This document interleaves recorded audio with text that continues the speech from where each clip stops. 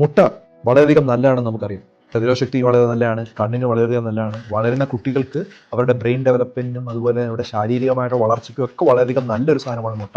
ദിവസവും മുട്ട ഉൾപ്പെടുത്തണമെന്ന് ഞാൻ പറഞ്ഞു. പക്ഷെ എങ്ങനെ കഴിക്കുന്നതാണ് ഏറ്റവും നല്ലത്? മുട്ട നമ്മൾ ഓംലെറ്റ് ആയിട്ട് കഴിക്കുന്നതാണ് നല്ലത്, അതോ പുഴുങ്ങി കഴിക്കുന്നതാണ് നല്ലത്? ഒന്ന് നമുക്ക് നോക്കാം. മുട്ട എന്ന് പറയുമ്പോൾ അതിനകത്ത് എന്തൊക്കെ ഉണ്ട്? അതിൻ്റെ അകത്ത് പ്രോട്ടീൻ ഒരു മുട്ടയ്ക്കകത്ത് ഏകദേശം 6 ഗ്രാമാണുള്ളത്. കാർബോഹൈഡ്രേറ്റ് 0, ഒട്ടുമില്ല. പക്ഷെ ഫാറ്റ് എന്ന് പറയുമ്പോൾ സാധാരണഗതി നമ്മൾ മുട്ട ഓംലെറ്റ് ആണ് കഴിക്കുന്നതെങ്കിൽ അവിടെ 10 ഗ്രാമാണ്. നമ്മളൊരു 5 ml ഓയിലാണ് അവിടെ ആഡ് ചെയ്യുന്നതെങ്കിൽ ഇവിടെ 10 ഗ്രാമാണ് നമുക്ക് നമ്മുടെ ശരീരത്തിലോട്ടുന്ന കൊഴുപ്പ്.